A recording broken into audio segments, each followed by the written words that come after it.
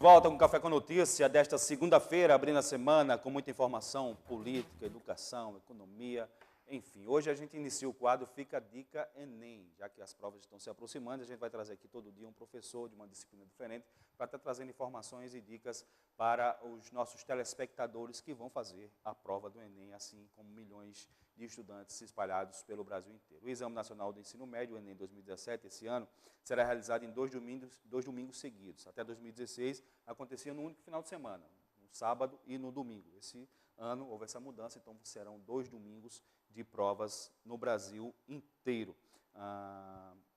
Com 4 horas e 30 e 5 horas e 30 de duração, respectivamente, ou seja, uma longa jornada aí para os nossos estudantes. Hoje, a gente tem o prazer de receber aqui o professor da língua portuguesa e redação, Eric Anderson, estreando aqui, abrindo o quadro Fica a Dica Enem, e quem já está a postos para conversar com o professor Eric é a nossa repórter Andresa Andrade, que passa, a partir de agora, a trazer essas informações e dicas para a prova de português e redação. Bom dia, Andresa, seja bem-vindo ao Café com Notícia, bom dia ao professor Eric.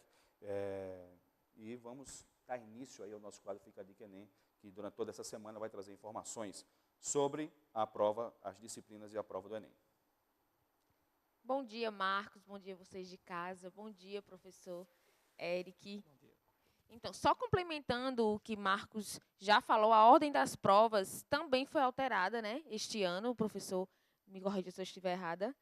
No primeiro domingo agora, dia 5, serão aplicadas as provas de linguagem, ciências humanas e redação, com 5 horas e meia de duração. Já no segundo domingo, no próximo dia 12, serão aplicadas as provas de matemática e ciências da natureza, com 4 horas e meia de duração. A prova mais temida, com certeza, é a de redação, acho que seguida de matemática, né? E aí a gente trouxe logo redação, porque essa semana é a prova de redação. E eu queria, professor Eric, que o senhor pudesse fazer umas explanações iniciais acerca da prova de redação. Bom dia. Bom dia, Andresa. A prova de redação, primeira dica, o aluno, ao receber o caderno com a prova de linguagens, ele deve consultar logo o tema da redação para tirar aquela ansiedade. Os alunos têm muita ansiedade quanto ao tema, porque o que gera insegurança é mais do que a capacidade de argumentar, que gera uma certa insegurança no aluno, é ele saber se ele possui domínio de conhecimentos de diferentes áreas para aquele tema. Porque há uma competência no Enem, a competência 2, que mede o chamado repertório sociocultural produtivo, que é a capacidade do aluno relacionar conhecimentos de diferentes áreas com o tema que está sendo abordado. Então, a primeira dica é olhar o tema, ficar tranquilo. Se ele sentir que já tem segurança suficiente para iniciar a redação, ele produz a redação, porque isso varia de aluno para aluno. Então, não existe uma fórmula fixa para todos os alunos. Alguns alunos conseguem já produzir a redação e depois partir para a prova escrita. Outros não. Fazem primeiro a prova objetiva, já sabendo qual o tema da redação, porque muitas vezes uma ou outra questão da área de linguagens ou da área de humanas pode tocar indiretamente aquele tema e suscitar novas ideias e subsidiar a argumentação do aluno. Eu quando fiz Enem, realmente eu notei que nas questões de português tinha ali uma dica ou outra que eu pude utilizar na prova de redação. Então, no caso, cada caso é um caso, não precisa exatamente fazer primeiro a prova de português para fazer redação não, né? Não, não necessariamente. Se ele já tiver realmente bagagem suficiente para produzir, ele pode fazer a sua redação com marcas de autoria, sem recorrer ao que apareceu no painel de questões das provas de linguagens e de ciências humanas, o que é até uma certa vantagem esse ano. Esse agrupamento, linguagens e humanas, no mesmo dia, e depois as disciplinas que envolvem cálculos no outro fim de semana, no outro domingo. Aí o aluno tem tempo para relaxar, para exercitar mais questões antes de fazer a prova de cálculos. Você acha que ter mudado essa data, né, que era um final de semana apenas, ter colocado 2 dias, ficou melhor? É melhor para um desenvolvimento melhor dos estudantes? Seguramente, há uma diminuição significativa na carga de pressão sobre o aluno. Haja vista que, até o ano passado, eram 180 questões no mesmo fim de semana. Então, era uma espécie de maratona. Agora, ele tem 90 questões em uma redação, no domingo, dia 5. Depois, ele tem mais uma semana inteira para relaxar, para tirar, talvez, as últimas dúvidas, fazer as questões de revisão e ir com mais segurança para as disciplinas de cálculo, ciências exatas e da natureza, matemática, química, física, biologia. Esse ano também tem a questão dos direitos humanos, que aí foi uma polêmica, né? Que a prova ia valer zero, não ia valer zero, se desrespeitasse os direitos humanos. E aí, no final das contas, como é que ficou, professor? Olha só, trata-se de uma decisão da primeira turma do Tribunal Regional Federal, que fica em Brasília. A votação no tribunal foi 2-1. Os desembargadores entenderam que não era legítima a regra do edital do Enem, que estabelecia como um dos critérios para a atribuição da nota zero ferir os direitos humanos.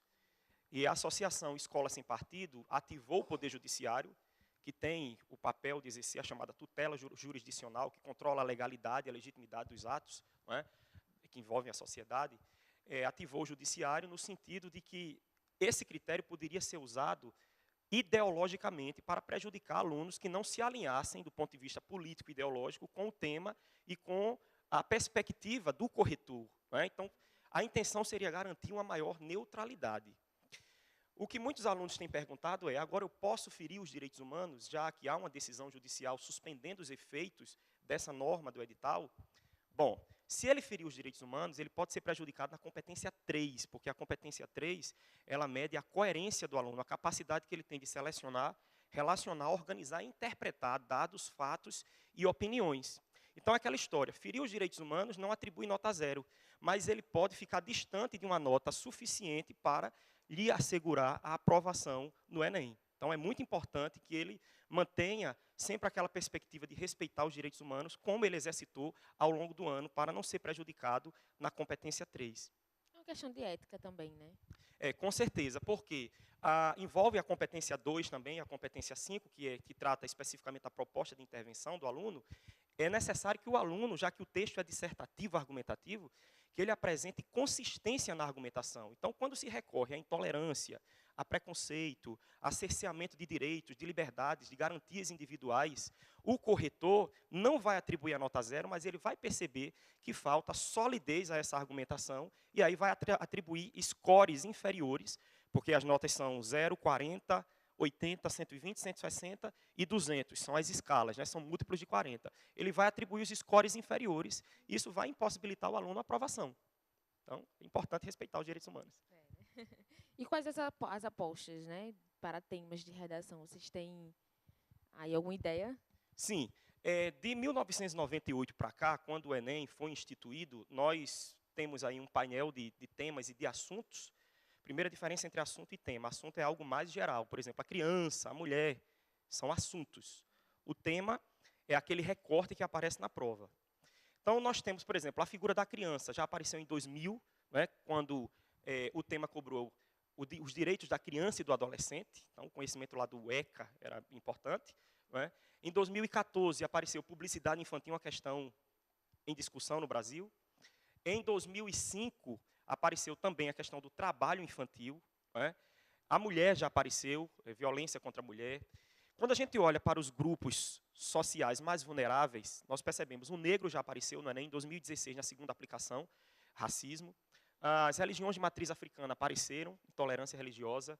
A criança, o adolescente, a mulher, o idoso apareceu no ano de 2009. A segunda aplicação do Enem trouxe o tema valorização do idoso. Não é? Mas, dos grupos vulneráveis, não apareceram ainda a questão da pessoa com deficiência. E existe uma lei federal que instituiu a chamada Política Nacional de Inclusão da Pessoa com Deficiência, a Lei 13.146/2015. E a gente teve a oportunidade de trabalhar isso em sala de aula, fomentar discussões e produção. Então, questão das minorias. A questão indígena também não apareceu ainda. Não é? Então, o aluno pode dar uma olhada lá nos artigos 231 e 232 da Constituição, para ter uma noção. Em relação à tecnologia, a tecnologia só apareceu no Enem uma vez, no ano de 2011, curiosamente. Viver em rede no século XXI, os limites entre o público e o privado era o tema da redação daquele ano. Não apareceu. Então, uma outra possibilidade, o assunto tecnologia, ele pode aparecer atrelado à educação. O uso das ferramentas tecnológicas como mecanismo para otimizar a educação no século XXI. É um tema interessante, né? Uma aposta possível. Um outro tema interessante, baseado aí na fala da presidente do INEP, ela falou, será um tema que os jovens irão gostar, né? Irá agradar aos jovens. A questão do esporte não apareceu ainda. a vinculação entre esporte e cidadania. O esporte como ferramenta de combate à criminalidade, como algo que pode aprimorar a educação, a saúde, a questão do esporte e do exercício da cidadania. Então, seriam essas as dicas, as Maravilha. apostas. Quem não estudou, relaxou, e aí falta uma semana, tem jeito ainda para fazer um resumão aí? Sim, baixar os aplicativos que já estão disponíveis aí nos sites, nos portais de grande acesso, gratuitamente, a todo e qualquer cidadão, que mensuram os conteúdos mais recorrentes no Enem. Então, ele tem uma noção de quais são os temas mais recorrentes no Enem e procurar resolver questões, de preferência, procurar questões que tenham um comentário sobre o gabarito para ele ter uma noção. Exemplo, funções da linguagem é um assunto que todo ano está no Enem. Quando o autor ele produz um texto, qual é o elemento que ele põe em evidência?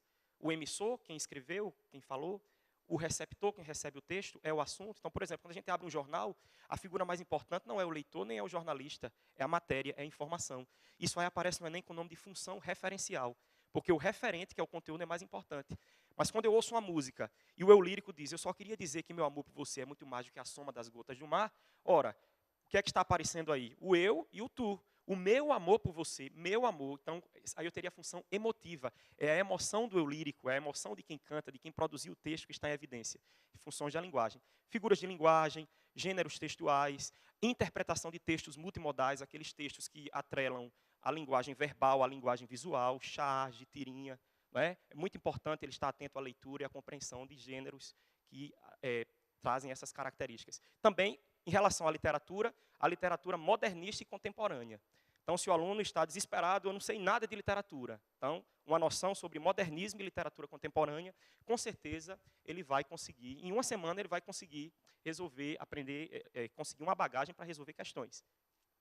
Eu tive um pensamento agora e eu quero compartilhar. A questão dos movimentos sociais, feministas, trabalhistas, você acha que poderia também ser um tema de redação ou o Estado não permite? Olha, a questão dos movimentos sociais sempre presente na prova de humanas, sempre. Então, em todas as edições do Enem, nós tivemos questões de história, de geografia, de filosofia, de sociologia, abordando a temática dos movimentos sociais. Mas este ano, nós não apostamos, porque a tendência é que o INEP procure um tema, entre aspas, mais despolitizado, não é?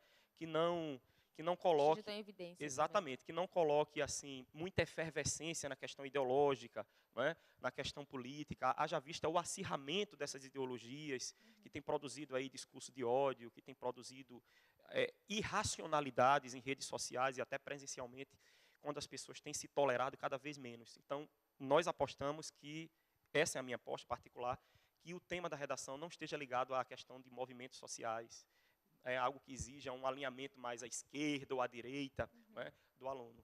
Por isso, eu ficaria com a parte de tecnologias ou a questão do esporte. Certo, tá bom. Muito obrigada, tá, professor? Foi muito esclarecedor. Eu acho que deu para tirar algumas dúvidas e seguir as dicas do professor vai fazer tirar uma nota boa. Eu que agradeço. Obrigada. Eu volto com você, Marcos.